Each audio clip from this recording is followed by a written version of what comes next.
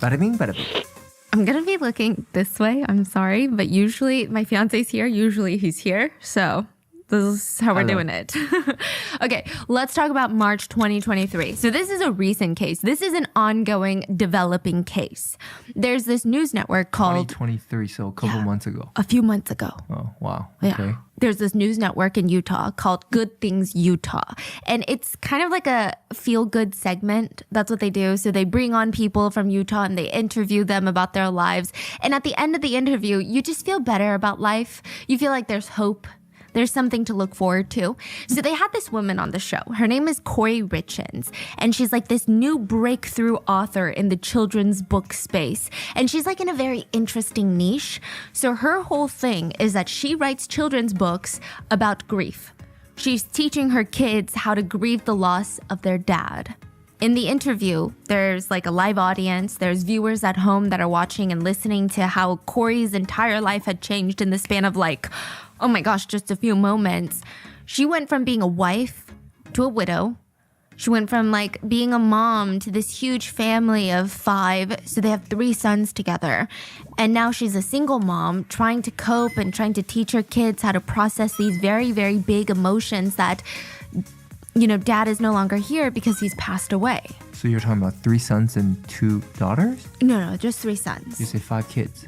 Family of 5. She said it was really hard to find like a children's book on how to cope with grief. She said, I just watched the struggle that my kids were going through, but I just wanted some story to read to my kids at night. And, you know, I couldn't find anything. So I thought, let's write one.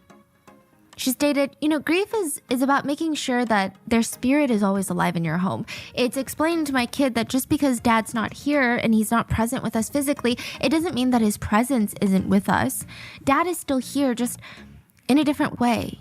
My husband passed away unexpectedly last year, so it's March 4th was a 1-year anniversary for us, and he was 39. It completely took us all by shock, and we have 3 little boys, 10, 9, and 6. My kids and I kind of wrote this book on the different emotions and grieving processes that we've experienced last year, and, you know, hoping that it can kind of help other kids. The interviewers, they all feel their eyes starting to water because, I mean, just listening to how shocked she felt. I mean, he passed out of nowhere. It was so unexpected. It wasn't a slow death. It's not like he was diagnosed with a terminal illness. She was blindsided. And to help her kids through that, it just felt like a lot. And she said that writing this book was a welcome distraction. It was a way for her to put all of these emotions into something that could help other people, into something that was beautiful. And cut. The cameras were off. The interviewers, they shake Corey's hand and they give her words of encouragement like, your sons are so lucky to have you. You're an amazing mom. Don't sit, no, you're doing the best you can. And they know that it's gonna get easier. They're saying all these nice things. The hosts of the show, they see Corey off and they start to head back to their office. They sit down, open up their laptop, and they get a new notification. An anonymous email. All it said was, you know she killed her husband, ... A fellow news anchor would also receive a private message on her Facebook just a few days later. A few days after the segment went live, and the whole message, it just read, you need to investigate her. She's a suspect in the husband's murder. The staff at Good Things Utah had just spent the day with an alleged murderer and had absolutely no idea. And soon they would find themselves back on the topic of Corey Richins' new book, but this time they would be updating their audience that she was in jail for murder. This is the case of the viral case of the, quote, child book killer.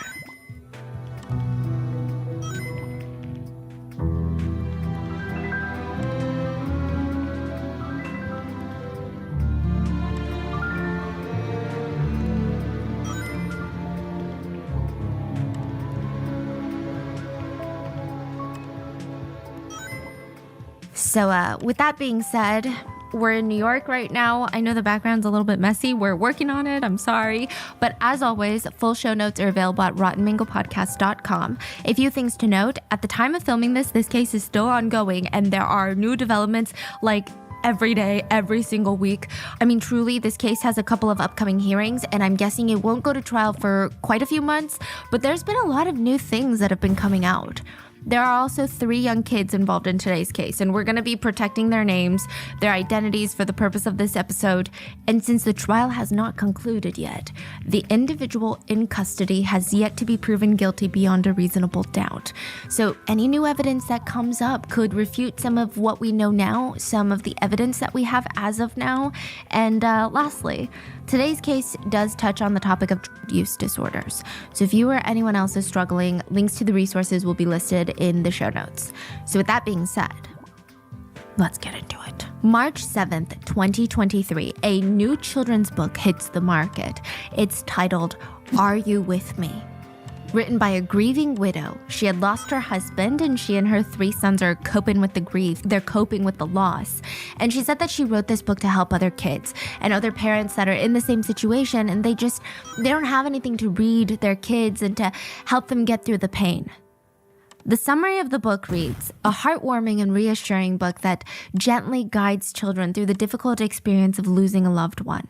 Written by a loving mother who personally faced this challenge, this book is designed to offer comfort and solace to young minds in a way that is both accessible and engaging. Are You With Me follows the story of a child who has lost their father, but who is reminded of his presence still exists all around them. Are You With Me is a must-read for any child who has experienced the pain of loss, and for parents who want to provide their children with the emotional support that they need to heal and grow. A story of hope, healing, and the unbreakable bond between parent and child. Wherever you go, whoever you become, their love remains with you. I mean, it's very emotional. It's very loaded, but her social media, the author's social media and Google searches tell a completely different story. At first glance, the author has all the social media dedications you would expect from a grieving widow. She had the Facebook caption that read, "Life is just so damn hard without you here. The cards I have been dealt seem like a game that just cannot be played. Hashtag please come home." But when you dig deeper, like if you go on her Pinterest account, you would see that she had a new Pinterest board titled Wedding that was just added 22 weeks before her husband's death. Oh, what? A Pinterest board titled Wedding that she had created 22 weeks before her husband died. So 6 months. Yes, but just to give you some clarification, they got married years and years ago, and they had no new plans to renew their vows. They don't have a daughter or family member that was getting married around that time, and even if she did, it was a bit strange because most of the Pinterest pins inside that wedding board were like wedding lingerie. They all kind of had these sexual undertones. 22 weeks before her husband died, she created this board, allegedly. Now, coincidentally, around that time, she had also allegedly been pinning quotes that would read, "Sometimes it's just better to let things be. Let people go. Don't fight for closure. Don't ask for explanations. Don't chase answers. And don't expect people to understand where you're coming from." Like, very heated. She also pinned one that says, "You can't change someone who does not see an issue with their actions. You can only change how you react to them." But her Google searches get a lot more blatantly suspicious. The same author that went on to Good Things Utah to talk about how she grieved the loss of her husband and how to remain strong for her kids, she was allegedly found Googling, "What is a lethal dose of fentanyl? Death certificate says pending. Will life insurance still pay? What? Can cops force you to take a lie detector test? How to permanently delete information from an iPhone remotely." And maybe the most important one in her perspective, luxury prisons for the rich in America. Shut the front door. I'm serious. Wow. Yeah. So, did we find out what's the luxury prison? No, okay. I mean, if you want that in your Google searches, be my guest. But I mean, it's kind of crazy that this is after her husband's death. She's allegedly Googling all of these this things. Is after. Yes. The same woman that wrote this Are You There? Children's book. So did this woman murder her husband and then write a book for grief? For her kids? For other kids? She was the evil wife, that's what they call her, to a man named Eric Richins. So Eric is the oldest of the Richens family. And you're like, okay, what does that even mean? So if you live in Summit County, Utah, you might know how important that is. The Richens are one of the largest, most prominent, well-known families in Summit County. Yeah, they're very wealthy. Very wealthy, but they're not like your stereotypical rich family. It's very interesting. So the Richens were known for generations of hard work and making a name for themselves. They kind of give me Southern vibes, like in the best way possible. Like they have the generational wealth, but this is what people say, and I think they mean it in like the best way possible. They're just good, honest country people.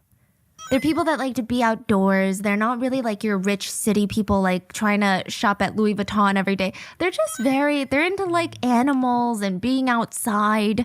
They even had buildings named after them in the town, but they were not really in it for the money. Okay. I mean, to a degree, I'm sure they were, but they weren't obsessed with like flexing and spending all this money. It helped, but they were just very dedicated people who were very into having a strong work ethic. So their whole family was brought up on family faith and hard work. So Eric is the eldest son, and he grew up on the Richens family ranch, where he would actually care for the animals and the livestock. So his parents never let him slack. They were like, we don't care that you're the eldest kid. We don't care if you think you're like an heir. You're not going to slack. Not in my life, okay? So they worked him pretty freaking hard. He spent countless hours just helping his dad haul hay, feed the animals, mend the fences. He's like working this ranch. And probably a direct result of this is that Eric ends up a very outdoorsy person. Like he loves anything in the great outdoors, anything to get his hands dirty. It's in nature. I'm talking cross country, sports, hunting, construction. Like he loved all the motor sports. Probably not Formula One, maybe Formula One, but like he loved like ATVing, like that kind of motorsports. So like when you think of boys and their toys, like you think of trucks and Nerf guns, but like men and their toys are just bigger versions of that, okay? So he like loved the guns, the boats, the snowmobiles, the ATVs. And this is exactly what Eric loved to do in his free time. He was not afraid to get dirty. He was always on the go. He owned like four-wheelers, side-by-sides, trucks, snowmobiles. I mean, just a whole very expensive collection of toys. And due to his hobbies, he actually broke some records in the family. Yeah. He had the family record for the most rolls in a vehicle. Most wheels? No, like he would crash and roll. Oh. Yeah. That was like a thing. Okay, they counted. So I guess if you roll twice, that's like 2 rolls on your sheet. Are you talking about accident? Or? Yes. Just like pure accident. He had the most collisions in a motorized vehicle, record for that in the family. And after an accident, he had the record of the family member with the most amount of stitches. He had 200 stitches on his face after an accident. Yes. And according to his family and friends, there was like never a dull moment around this guy. Whether it be him showing up to a family dinner with no socks and no sleeves on his shirt. And you're like, Eric, you're missing sleeves. I know, like it looks like you like ripped them off. He's like, oh yeah, I was driving down the countryside. There was no bathroom, so I had to use that. I went outside and you get it. Okay. So sometimes he'd call you and you'd have the most casual conversation like, hey, Eric, what's going on? And he'd just act like nothing's going on. And then at the end, before you hang up, he's like, so by the way, I'm upside down in an ATV right now. I need you to come pick me up and probably let the authorities know. You're like, okay, maybe you should have told me this in the beginning. So he was someone that really liked to surprise people, you know? You just never knew what you were going to get with this guy. So after graduating high school, Eric goes on a 2-year mission trip to Mexico City, and he learns Spanish fluently. I'm telling you, this guy lived 25 different lives. And everyone in Mexico City called him Rico while he was there. And they did it in a very like endearing way. Everyone there could feel his appreciation for Latin culture, and they just really liked the guy, okay? He was a people person, but not even the way that most people are. Like, meaning people person means like you're good with people. Eric didn't even have to try. I think that's what made people like him. He was just very naturally likable. He was a walking party. Even when it came to serious things like work, working with Eric was always a good time. Eric would come back from his mission trip and he started his own business with a good buddy of his named Cody Wright. So the two start this successful masonry business from the ground up. It was called C&E Stone Masonry. They would essentially install walls But it's not like the walls that you're thinking. It's not drywall. But I'm talking these crazy concrete walls, these stone walls like outside of your home, kind of more aesthetic, like very fancy fireplaces, patio walls, walkways. Typically they worked with stone. Okay. So you know, like those like very intricate. Yeah. I mean, it's considered like a specialty contractor. They were more like artists than anything. And they were really good at what they did. People were constantly coming for them to sign big projects on massive homes, office buildings, everything. From what I could tell, Eric seems like the type of person that I would want to work with. Because, you know, when you're like in this construction business and you're hiring a contractor and you're debating between two firms, there's just always that person that doesn't make you feel dumb and you feel like they actually care about your home and they're like trying to sit you through every single process. They're passionate, they're patient. That's Eric. He put 100% of his effort into every little project that he had, including falling in love. Eric's first marriage was to a woman named Julie. They were married in 2005. They divorced 4 years later, and people said the divorce was really bad. Like really, really, the word that they use is unsavory. It did not end well, and just 2 years after their divorce, Julie was killed when she was rear-ended from behind by a massive truck going 70 miles per hour.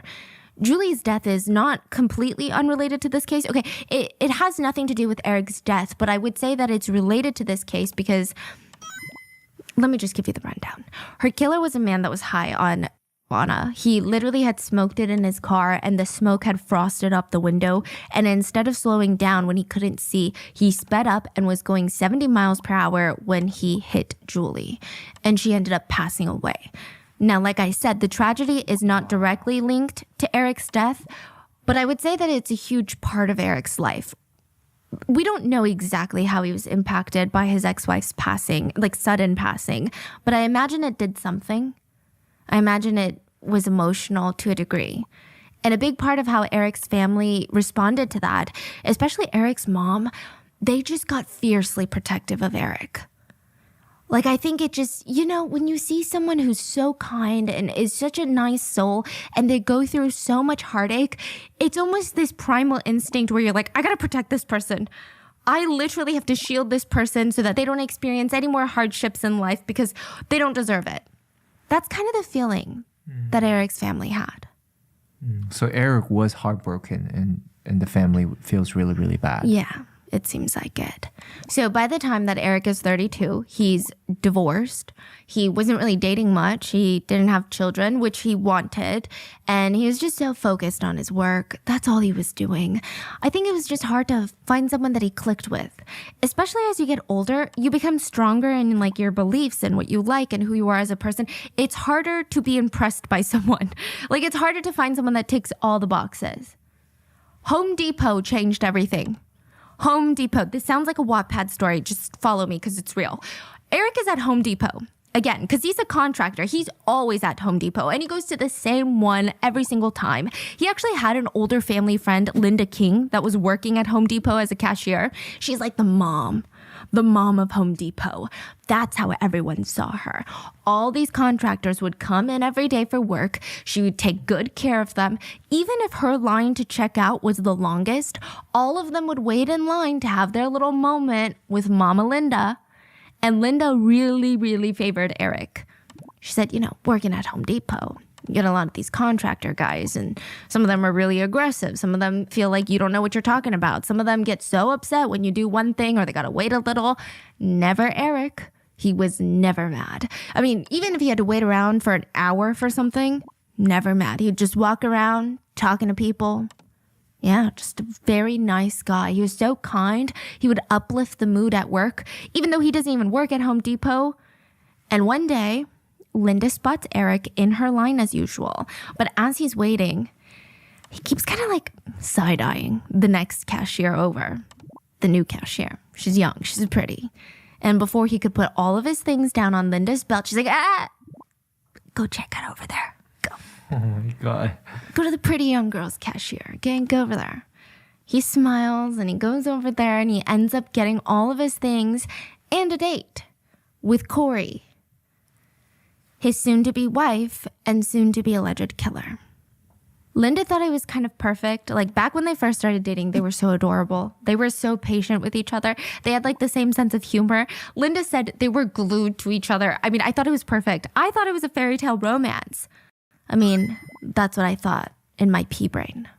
There was not an inkling that they were bad for each other, like not even a single little inkling. In fact, this is a story people would go around telling others about. Like, how cute is this? Wealthy contractor business owner is at Home Depot. His older family friend encourages him to check out with the young pretty cashier. They get married. I mean, it sounds like a dream, right? And the fact that it was Corey, it made a sense to a lot of people. At least at the time it did. Corey was like the it girl in her little neighborhood. Everyone who knew her said that she was the prettiest girl in town, the prettiest girl in the area. She was also very, very smart. All of her coworkers, including Linda King, would always tell her, don't be a cashier. You got to go do things, you know? You can do it. Go. But that's easier said than done. Corey didn't actually quit until she married Eric, and most likely through his financial stability, she was able to pursue a new career. She became a realtor. Side note, we don't know too much about Corey other than her dad seemed to be in and out of her life. He passed away 3 years prior to them meeting, and Corey was raised by her mom. The one thing that we know is that Corey was a freaking hustler. Corey was an incredibly hardworking person, and this probably helped her match up with Eric. She was constantly working as like assistants at hospitals. She tried her own hand at a cleaning business.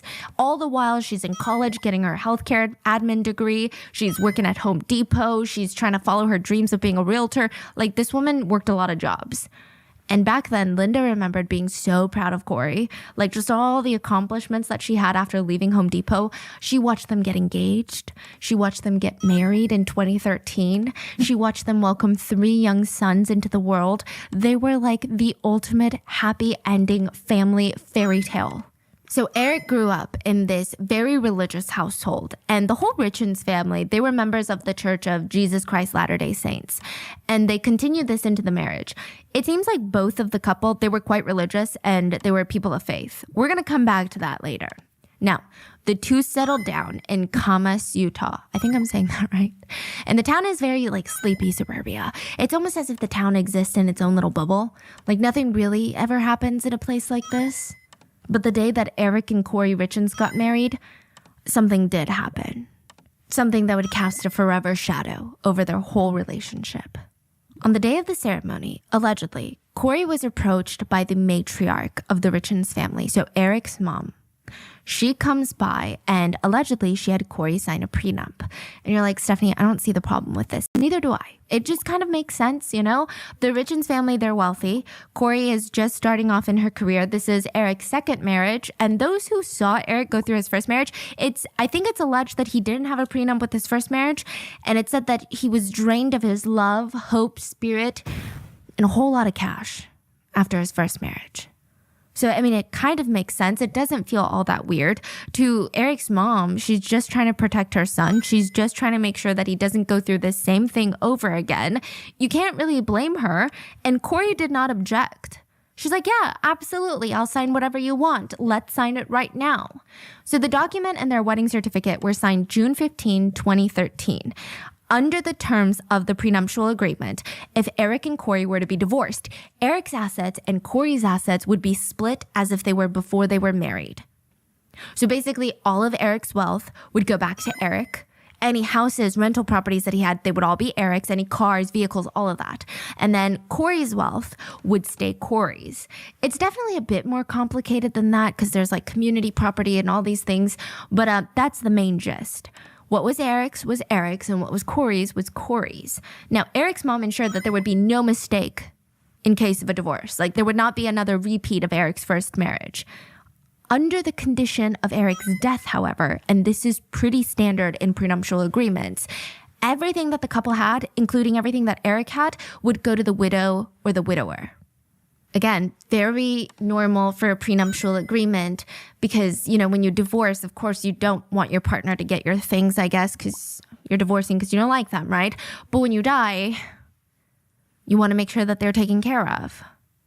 So In the case of Eric's death, all of his assets would pass on to his wife to ensure that she would have enough to support any offspring that they had. Now, most people drafting prenups don't assume that their spouse is going to kill them for it. And clearly, Eric's family, they all had Eric's best interests in mind. There was no way for them to think that that specific clause would become suspicious or twisted or demented later. Again, it's very normal in prenups. However, allegedly, Corey remembered that clause from the beginning. Allegedly. Like literally the day that they signed their marriage, it was probably very clear to her that her husband, Eric Richins, was more valuable to her dead than he was alive. Here's the crazy thing though, okay? The prenup was just there. It's there for protection. It's not like he was cheap about their marriage or their relationship or even their family. Like Corey got a lot of financial benefits being married to Eric. She was living in a multi-million-dollar house that she wasn't really paying for. She got work connections. She had the ability to buy her kids whatever they wanted. Eric made sure that his family never wanted for anything. Like he was not shy about pouring his money into the family and even pouring his time. Like not just financially, he would spend a lot of time with his sons. He did his absolute best. In any sport that his son was in, like all three of his sons, because I'm sure they're doing all different sports, they're all in different grades, he was always the assistant coach or the head coach on every single team.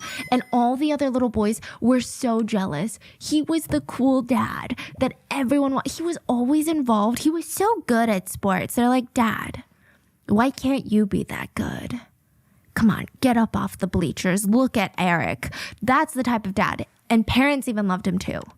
Because Eric was not the type of captain that would go in there and be the coach and be like, okay, I'm going to put a spotlight on my kids. I'm going to make my kids look good. He actually encouraged every single kid to do well.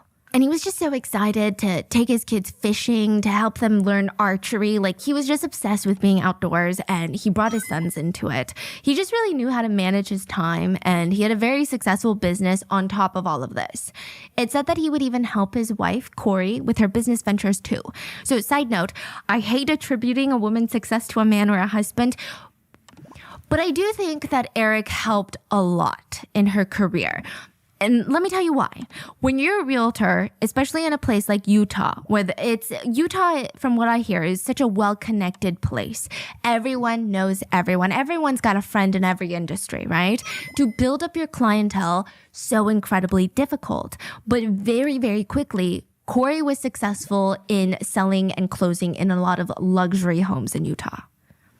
My speculation is I imagine the Richins had a lot of wealthy friends. So it's probably quite natural for them to be like, oh, you're buying a house? Well, Eric's wife is a realtor. Like, here, let me give you her number. She was doing so well, in fact. She started her own real estate company called K. Richins Realty in April of 2019. Wow. Yes. So again, very, very hard for a new up-and-coming realtor to make that much progress. Yeah. She starts her new venture and it's flipping homes.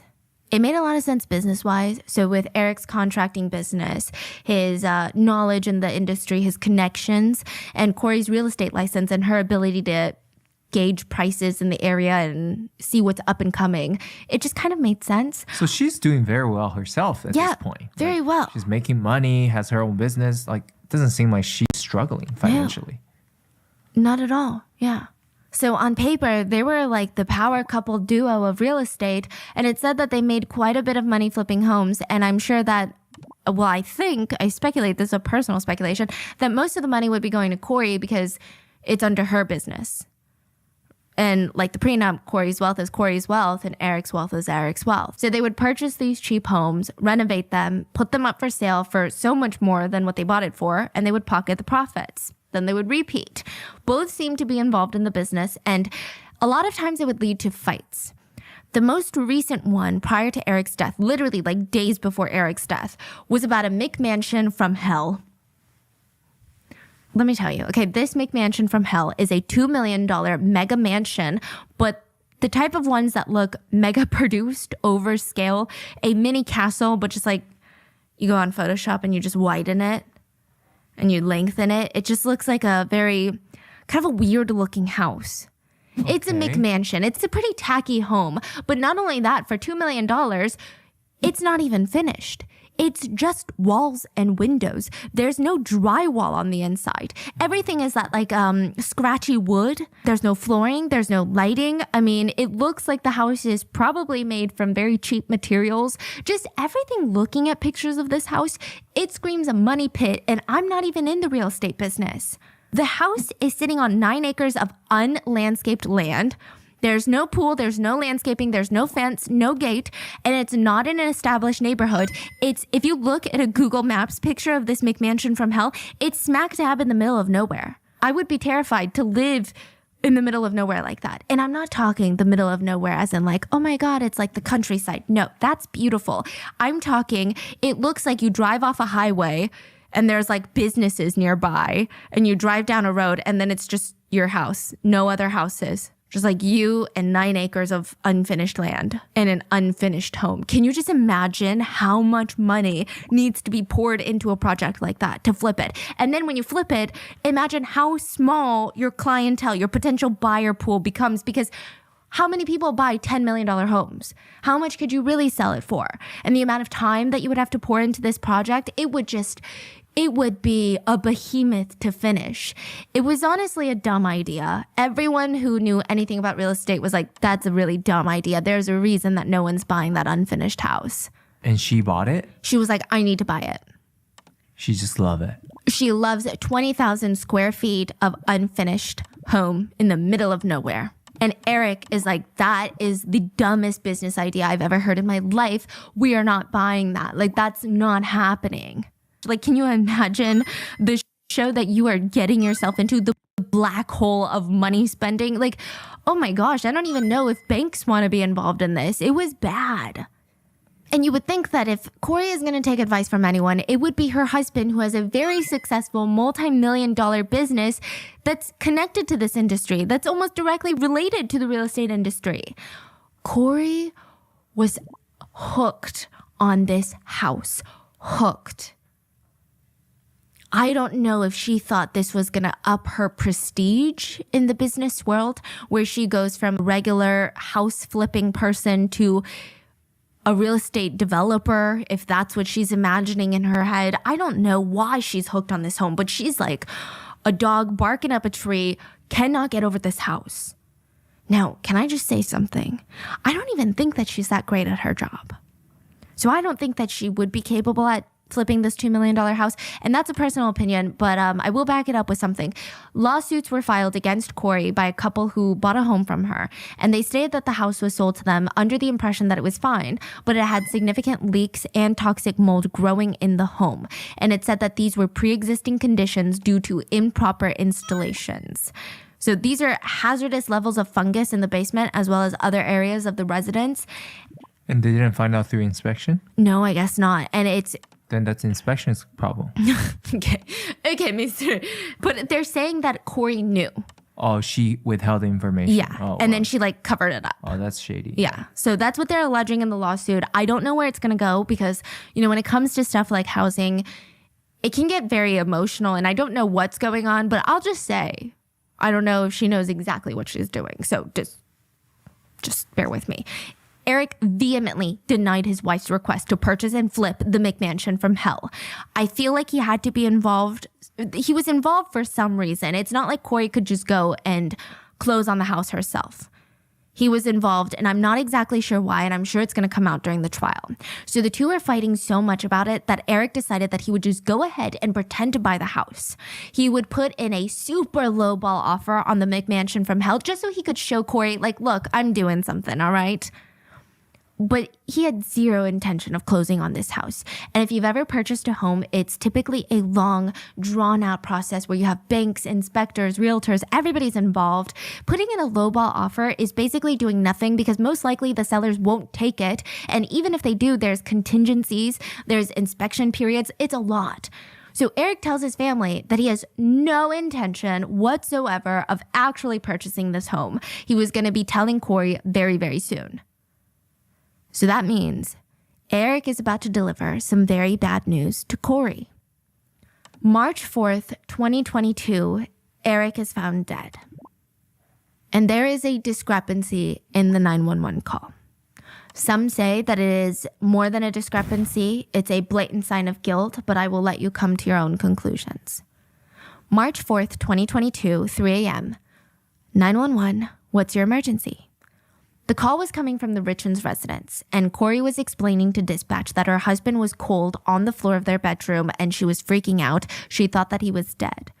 She explained how she had gone to sleep in one of the sons' rooms because one of the sons was having a nightmare, and she had just snuck out at like 3 a.m. to go back to the primary bedroom to sleep in her own bed, and she found her husband, the love of her life, cold, dead on the floor near the base of their bed.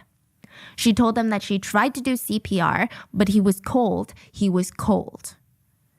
Police cars, multiple police cars, ambulances, they all show up to the residence and they're lighting up the entire calm suburban street with chaos of the worst kind. I mean, emergency services, they run in, they're performing life-saving measures on Eric Richlands, but it was too late. 39-year-old Eric would be found dead. There was nothing more that they could do.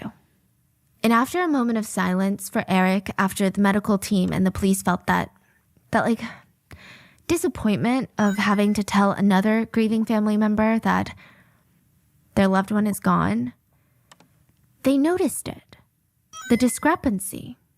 Corey, the wife, had been telling dispatch and the officers that she had performed CPR prior to their arrival, but there was blood dripping from Eric's mouth and his body was seemingly untouched. Because the blood was so clean, like if he had been performing CPR, it would have smeared a bit.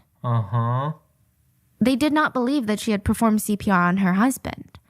Now, this alone is not enough to kickstart an investigation into someone, but that someone is the wife. So you have to admit it's a bit strange. You would imagine that most people's responses would be to freak out and cradle their loved ones in their arms and you're doing everything that you can. You're panicking, you're doing CPR, you're shaking them, you're trying to do everything. Even if you don't know how to perform CPR, you would most likely try to mimic what you see in movies or in documentaries.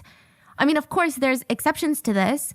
Like if there's been a clear homicide, maybe you wouldn't perform CPR. But in this sense, your husband who is healthy out of the blue collapses and you don't attempt CPR, but you tell people you did. It's a bit strange. Now, another discrepancy is that the police asked Corey what they were doing that night. And this is just like a preliminary questioning of we just want to fill in the blanks. We don't really know what's going on. This isn't a homicide investigation as of right now. We're just trying to figure out. And she said, oh, yeah. So earlier today, we were celebrating closing on a new home for the business. They're like, what? Closing on the $2 million house for the business. So at first, the police did not think anything of this because they didn't know that the couple were fighting about this. But she continued, our 3 sons had gone to bed and we were going to wind down. Eric asked for a drink and for some THC edibles, so I served him a Moscow Mule, which is like a vodka-based cocktail with lime juice and ginger beer, and she brought him an edible. They're hanging out, having a blast, and then one of the sons wakes up and is like, oh my God, Mom, I can't go to sleep. I had a nightmare. So Corey goes to tuck him back into bed. She's reading him a book, and she falls asleep on her son's bed. She states very clearly that she left her phone charging in the primary bedroom. Then she wakes up at 3 a.m., sneaks back into the primary bedroom, and discovers Eric on the floor. So the first discrepancy is she said that she performed CPR. Police do not believe that. Later, the authorities find out that they would not be celebrating the closing of this house because Eric never wanted to close on this house. So that's another discrepancy. And what's crazy is the day after Eric's death, Corey Richlands would close on that $2 million McMansion from hell. And with that, the police would slowly but surely unravel the ups and downs of the couple's very dangerous relationship, including the Greece incident. Let's talk about the Greece incident. So as a sister, I have a sister who's married. I can kind of tell when my sister and her husband are going through some rough patches. And it's typically my sister will tell me about it, or I just kind of get a feeling that they just seem more tense.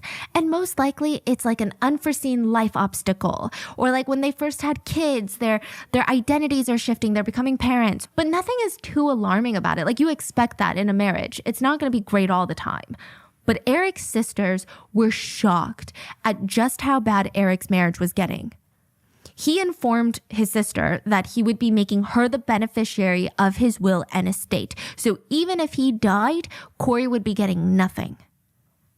Wow. Yes. Not only was he going to make her the beneficiary of his will, but he was going to move all of his assets into a trust, a living trust that she would be the benefactor of or the whatever of. Has he done it yet? Yes, he did it.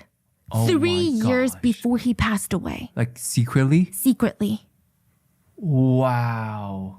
And of course, the sister's going to ask like, oh my God, like, whoa, what's going on? Why would you make me, you can trust me. I'm not going to say anything and I'm not going to do anything with your money, but something must be going on. Like, you don't just do that. You don't just do that to your wife if nothing happened.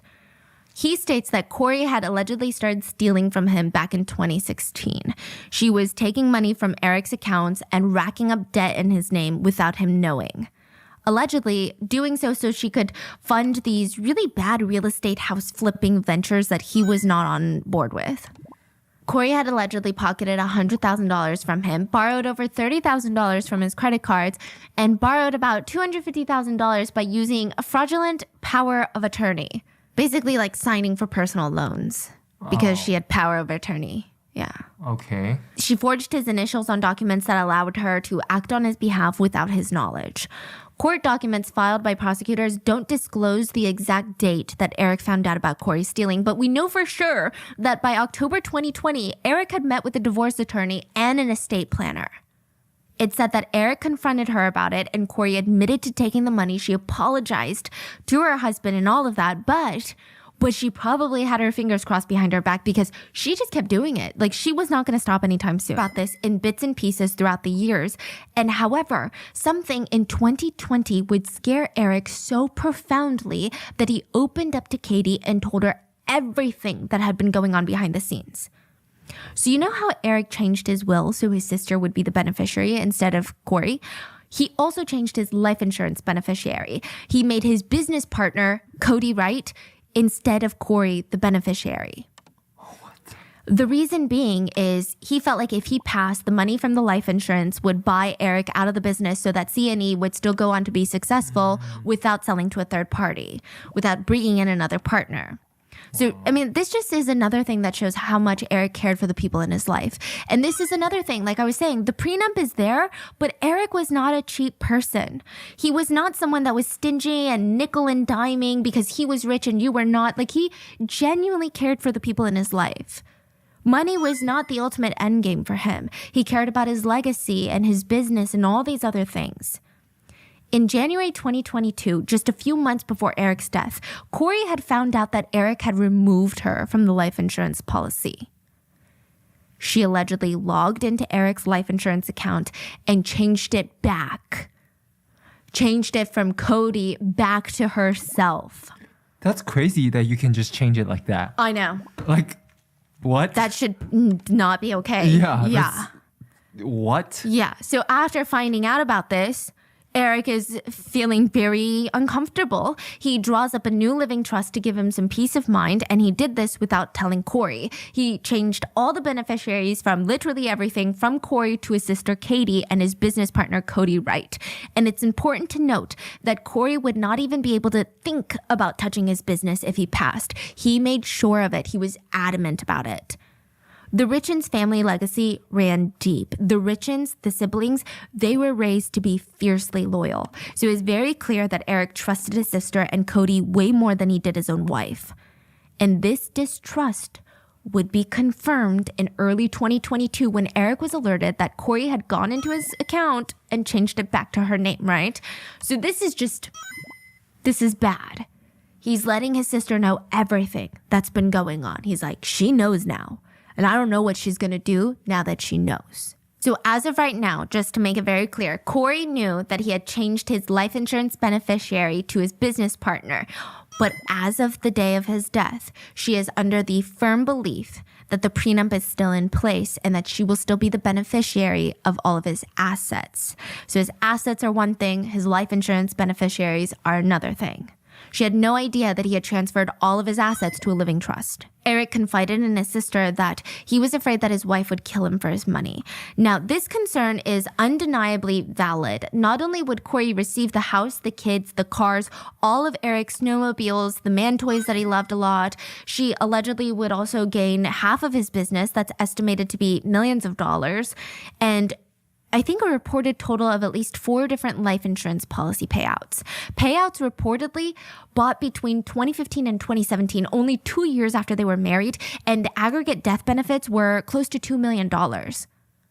That's just cash. Which, side note, Eric didn't even know about half of these life insurance policies. Corey had bought them without him knowing just 2 years after their marriage. Again, can Yeah. you do that? I guess so. Like, you can just buy life insurance for someone I without don't they knowing? think you can. Or maybe she forged it. Yeah. And people who kill for life insurance policy, I don't understand, because this day and age, that's like the number one thing police are looking for. Too. Yeah. Yeah. Yeah. And there's a million ways to find out, right? Even if it's years in advance, like, come on. Or one day when the technology gets there. Yeah. Yeah. I mean, It's crazy. So, it just sounds very fishy to me. Like, hey, we just got married. We're both young. We have no health issues. I got a prenup that says I get more money if you're dead than alive. Let me secretly buy some life insurance policies. I don't know. Personally, I think it's weird. Moreover, allegedly in late January of 2022, Corey Richins applied for a new $100,000 life insurance policy on Eric Richins' life. It was issued on February 4th, 1 month prior to his death. Eric's family told investigators all of this and what happened in Greece. Let me tell you what happened in Greece. A few years ago, the couple went on a vacation in Greece. And one night while Eric was on vacation, he calls his sister in a panic. The sister alleged that Eric believed that Corey had just tried to kill him by giving him a drink that caused him to be, quote, violently ill. Eric reportedly told his sister that he thought Corey had tried to poison him. There's even a picture of them coming back from Greece, and netizens have picked this picture apart, stating that Corey's smile, it looks strained. It looks like she's forcing it, and she's really thinking, why didn't it work? Why is he still here? Listen, I don't know about the picture, but I will say, when you are at a stage where you get sick after drinking something and you think that your partner is trying to kill you, there's something going on. Like, I don't think that's just a crazy thought. That's your gut. You're like, something weird is going on. It must be so fishy. There must be such suspicious activity going on. So he tells his sisters that, and that's exactly what they think too. Like, no partner comes to this conclusion unless. So they get back from Greece, and it was alarming, but the sisters said they can't really do anything about it because Eric seemed fine.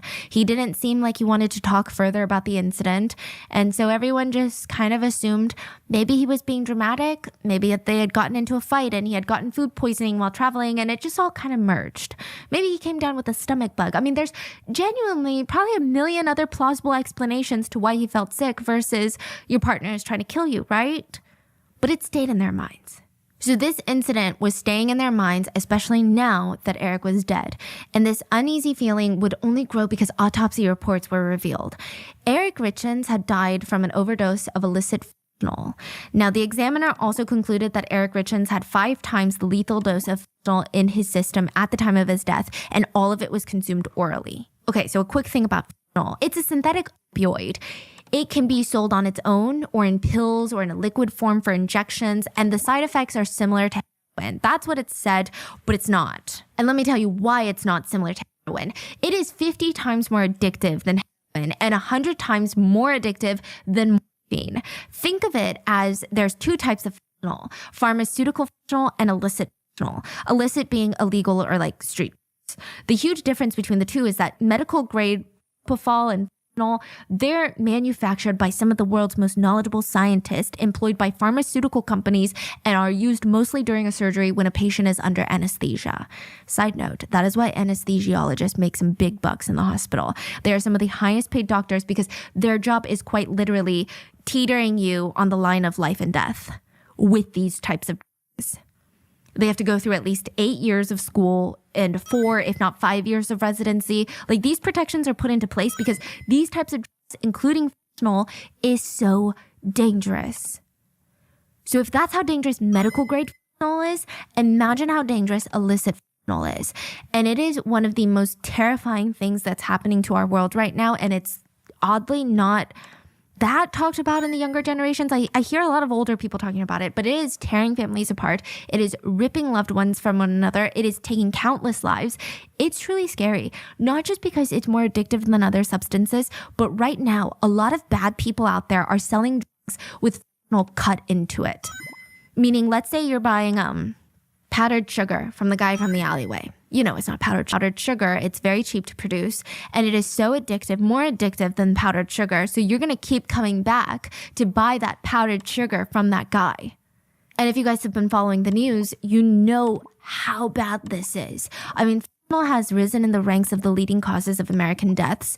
And a overdose is now the #1 leading cause of death for young adults aged 18 to 45 in America.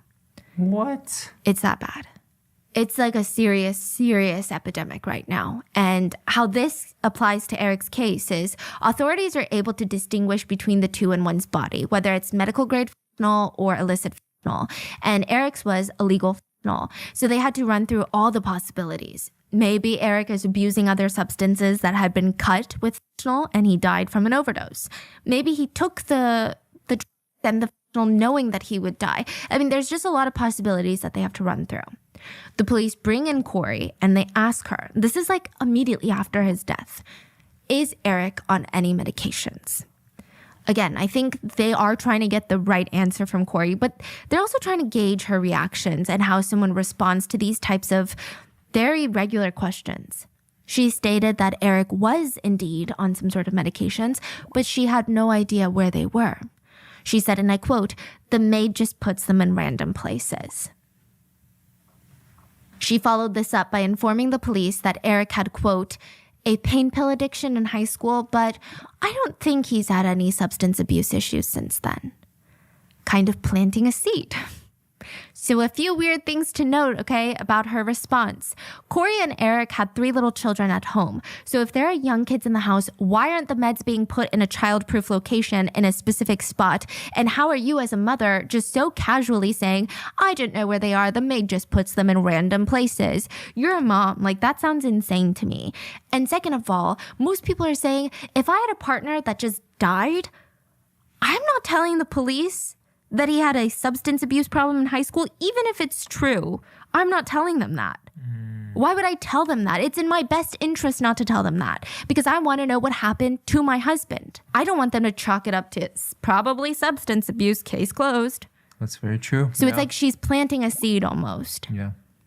Another thing is, most people in Eric's life are like, what are you talking about? He had no problems in high school. Now, I will say that teenagers and people, they can be very secretive, but I mean, every single person, even his sisters that he had been close with his entire life, they said he had no substance abuse problems. Unless you consider like an edible once in a while. Like, this is crazy. So these comments, they just add to the bizarre actions of Corey Richins after her husband's death. So while all of this is slowly, so very slowly being uncovered in the investigation, Corey Richins is oh so very busy. She would play, some say in quotes, some say she's doing it, the part of a grieving wife and mother. She would go on to write and publish and promote her new children's book on grief, dedicated to her late husband, Eric. The police could do nothing but continue to investigate while they watched and rewatched her interviews about grief. While they analyzed her facial movements and her body language, they had to watch her play America's Sad Widow while they personally believed that she was guilty of murder. So she also knows she's under investigation. Yeah. The police were finally able to get a search warrant, and this blew the case wide open. One crucial thing to remember is, do you guys remember, Corey stated that she had put her phone in the master bedroom when she had fallen asleep in her son's room. So it was left charging. Yes. Right, so from, let's say, like midnight to 3 a.m., her phone was not in use. It was charging in the primary bedroom. Forensic techs were able to find deleted messages from Corey's phone that had been sent and received around the time period she said that she was not using her phone. On top of that, they have all the evidence that Corey's phone was unlocked and locked a number of times during the hours of the night. You can't even unlock your phone without people knowing, okay? Just keep that in mind. Yeah. So to play devil's advocate, sure, Eric could have been the one opening and closing and playing on his wife's phone, but the deleted messages seem to point in a different direction. Between December 2021 and February 2022, court records showed that Corey had been in contact with someone that has been known in the courts as CL. That's how they're identified right now, as an accomplice of Corey's alleged crimes. From the recovered deleted text messages, CL was selling drugs to Corey. She claimed that her client was having back problems. So I guess now your realtor is also your dealer. Okay, crazy. And she said that she needed to buy some like morphine or something. So she would leave money at a house that she was flipping. He would put it into the backyard fire pit. Then she would come and get the drugs and he would take the money. It was like a whole thing. Now, it's unconfirmed if CL is the dealer himself or if he's just some sort of middleman. Ultimately, it doesn't matter because in the end, Corey was able to get her little hands on illegal drugs. Wait, so is CL caught or no? Yes. Oh, okay. They're hiding his identity? Yes. Oh. Most likely a plea deal and all these things. Yeah. So the first deal was for hydrocodone, which is an opioid painkiller that can very easily be abused. It is a Schedule II drug. It's really, really addictive. It's got a high potential for abuse. It does have medical use, but it's dangerous. So a few weeks later, after she gets her first little baggie of drugs, Corey contacts CL again and asks for something stronger. And she tells CL that she wants, and I quote, the Michael Jackson stuff. The police as well as CL believe that Corey was asking for fentanyl when she said this. Which, side note, in case people aren't familiar with the reference, okay? Michael Jackson allegedly died from an overdose of the drug mixture used by anesthesiologists to put someone under. So in MJ's case, he was given another similar drug that was named propofol, which is similar to fentanyl. However, Corey is asking for the street version, which is fentanyl. CL gave Corey 15 to 30 fentanyl pills, and Corey paid CL $900 for the transaction. This deal occurred February 11th. Just 3 days later, on February 14th, 2022, Valentine's Day, Eric and Corey went out to dinner, and Eric started getting flashbacks to his trip in Greece. After one bite of a sandwich served to him by Corey, he broke out into hives and respiratory distress. He reportedly self-administered his son's EpiPen as well as some Benadryl before passing out for several hours. He told a friend about this. He was like, this happened to me on Valentine's Day, and I think that Corey tried to poison me again. And remember, this is about a month after Eric found out that Corey knew he had removed her from the policies and she switched it back. So his suspicion and fear for his own life was only growing exponentially. And allegedly, on February 26th, Corey asked for another $900 worth of pills from CL. And according to CL, they got the pills for her, left them at the outdoor pit in the same Midway flipping home. That would mean Corey picked up the second load of pills worth $900 6 days before her husband's unexpected death by fentanyl poisoning. Just 1 week after the alleged failed Valentine's Day poisoning. So with all this new evidence, the police arrest Corey Richens for charges of aggravated murder, first-degree felony, and 3 counts of a second-degree felony possession with intent to distribute a controlled substance. I believe the 3 sons are being taken care of one of the Richens family relatives. They have filed for guardianship, and there's just a lot of loose pieces, so I saved them for the end. After Corey found out that she wasn't getting anything after Eric died, she assumed that she was going to get all the assets. She sued Eric's sister for what she thought that should be hers. Corey filed for her insurance payouts and collection of Eric's assets, believing the prenup was still in place. But she found out that Eric himself had removed her and put his sister on there instead 3 years prior. I mean, okay, so in the world of estate planning, I imagine like there's a lot of, and I'm not sure, so don't quote me on it, but I believe that when someone is, you could argue that someone is in cognitive distress. Like when someone changes their will like a couple of days before they pass, or when they have dementia, you could try to fight it in court. But when it's 3 years prior, it's like pretty, come on, you know, what are you going to say? And after she found out about this, Corey sued Katie, the sister. This legal battle is all occurring like in the year after Eric's death, along with the subsequent police investigation that's going on like at the same time. Corey is suing Eric's sister, Katie, for I think $3.6 million. She's stating that their family home was $1.4 million. She wants $200,000 of their personal property, about $2 million for the rights to the C&E Stone Masonry, the business, as well as like $3,000 that she had made once for the mortgage payments. Oh, and she said that she helped with the renovations of the home, which costed about $100,000. And she took care of all the landscaping in their family home, which is about $7,000. Yeah. She maintains that Eric had no right to transfer her share of the property into the trust, and he did so with the intent to hinder, delay, or defraud her. Yeah. Listen, it's just really messy. Eric's sister, Katie, vehemently disputes almost every aspect of her former sister-in-law's claims. And according to court documents, Corey's name was not on the home's deed. And in June of 2022, Katie countersued Corey and stated that Corey did not purchase or in any way contribute to the purchase of the family home.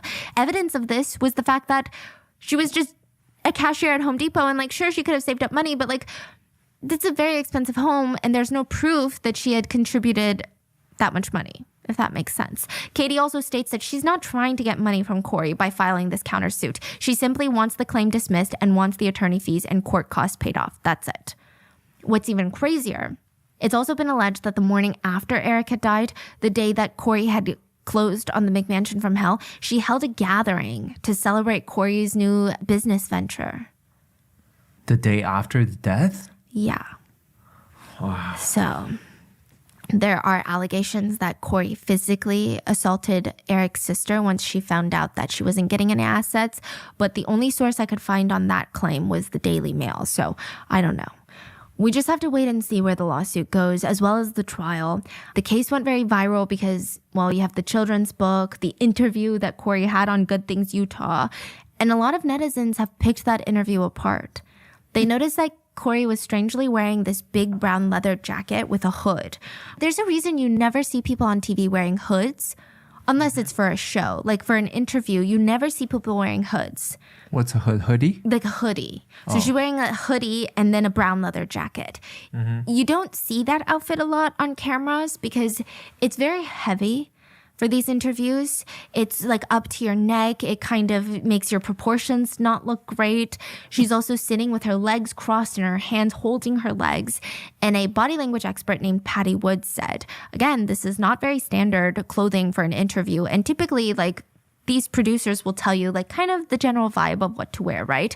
And she wore this. She wore these heavy things. She wore these colors. She wore the hood because what it does is it protects someone. So you ever feel anxious or you ever feel like you're doing something that maybe you feel like you shouldn't be doing, you probably feel more subconsciously comfortable in a hoodie where more of your body is covered. Your neck is a little bit shielded.